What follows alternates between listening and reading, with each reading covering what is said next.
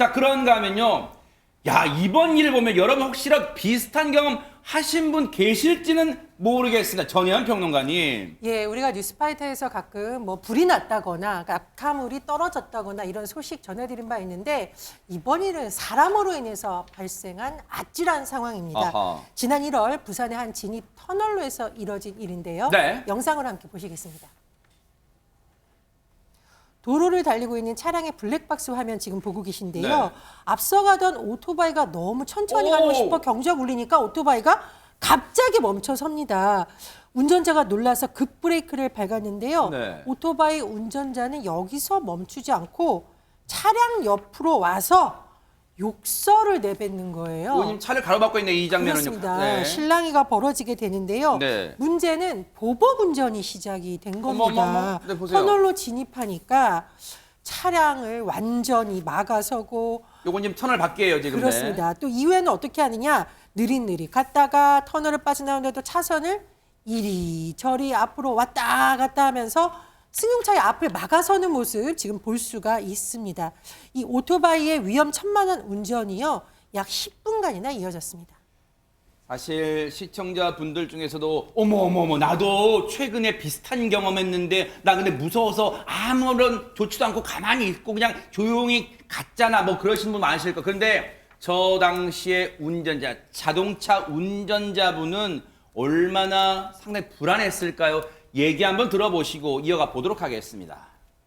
뒤돌아보고 욕을 하더니 이제 차선으로 바꿔서 제 옆에 붙어가지고 욕을 하고 정차해버리니까 제 뒤로 차가 이제 못 지나가게 되고 지금 큰 차들도 많이 다니고 늦은 시간에도 이제 차량 통행이 많고 부딪힐 뻔한 적이 사실 많았죠. 이제 신호가 걸리니까 도주하더라고요.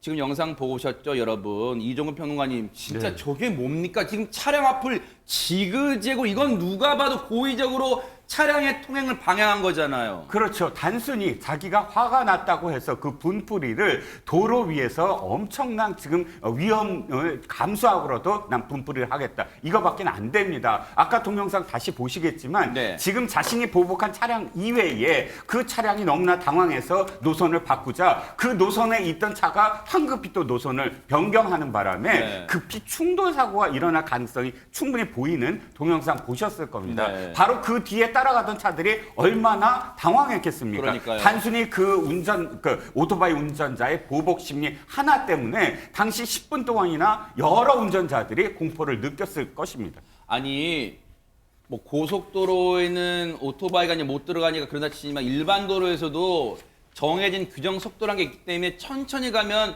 조금 빨리 가세요라고 뭐 아니면 또 이렇게 이 주의를 주기 위해서 경적 한두 번쯤은 올릴 수 있잖아요. 그런데 그걸 했다고 하재근 평론가님 저렇게 누가 봐도 보복 운전에 가까운 저 오토바이 주행을 하고 그런 다음에 저 오토바이 운전자 어떻게 했습니까? 그냥 가버린 거죠. 어머. 근데 저 오토바이 뒤에 번호판이 없기 때문에 뭐 당장 추적할 길이 그렇게 많지는 않았는데 번호판이 또 없어요? 예, 아마 그 번호판이 없다는 점을 믿고 저 오토바이 운전자가 아하. 자신감 있게 저렇게 보복 운전을 하고 그냥 휙 하고 가버린 것이 아닌가. 네. 난 안 잡힐 것이다. 아하. 그렇게 생각했던 것이 아닌가. 네. 그런데 한국 경찰이 그렇게 호락호락하지가 않거든요. 왜요? 저 도로 주변에 네. 70여 곳의 CCTV를 다 분석한 거예요. 어머, 세상에. 그래서 추적을 했고 네. 추적을 했는데 저 오토바이 운전자가 거주지가 일정하지 않았다고 합니다. 어머. 그래서 잡는데 어려움이 있었지만 아하. 2달 동안 추적해서 어머. 마침내 2달 만에 검거를 했습니다. 대박 사건입니다. 검거하고 나서 보니까 네. 20대 오토바이 운전자였는데 네. 경적 소리를 듣고 화가 나서 그랬다. 이렇게 진술했다고 합니다. 화가 난다고 그렇게 사람 운전자를 위험에 빠뜨립니까? 그것도 한두 명의 운전자가 아니었어요. 그런데 경찰, 대한민국 경찰분 집념이 정말 대단합니다. 경찰 얘기 들어보시고 이어가 보도록 하겠습니다. 번호판이 없다 보니까 사건 이전 피의자의 동선을 따라갔고 사건 이후 피의자의 동선을 추적하는데 1개월 정도 걸려서 특정을 했고 그 배지를 이제 저희 실시간 위치를 통해서 추적하다 보니까 한 달의 시간이 걸려서 총 2달에 걸려서 검거하게 되었습니다. 그 피의자를 이제 저희가 특정해서 확인해 보니까 다른 범죄로 집행유예 기간 중에 있었고 수석에도 불응했고 도주 우려가 있다 보니까 구속할 수 있게 되었습니다.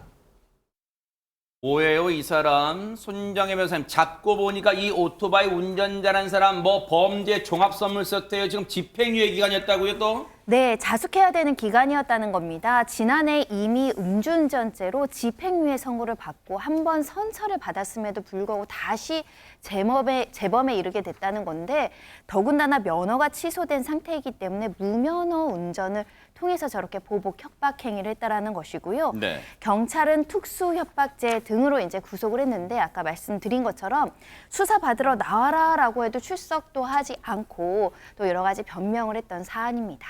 저 오토바이 운전자는 참 나빠요. 왜냐하면 저 영상 때문에, 저 행동 때문에 대한민국 대다수의 오토바이 운전자분들 정말 규정속도 지키고 신호 다 지켜가며 운전하는 분들 다 지금 이상한 눈초리 받게 만들었어요. 정말 이번에는 자숙하기를 기대를 해보도록 하겠습니다. 보고 계십니까? 대박 사건. 네, 안녕하십니까? 김명준입니다. 여러분과 함께하는 뉴스파이터. 다양한 소식과 뉴스를 보고 싶으시면 화면 오른쪽을 꾹 눌러 구독해 주시길 바랍니다. TV로도 유튜브로도 여러분께 한 발 더 다가가겠습니다. MBN 뉴스와 뉴스파이터를 사랑해 주셔서 고맙습니다.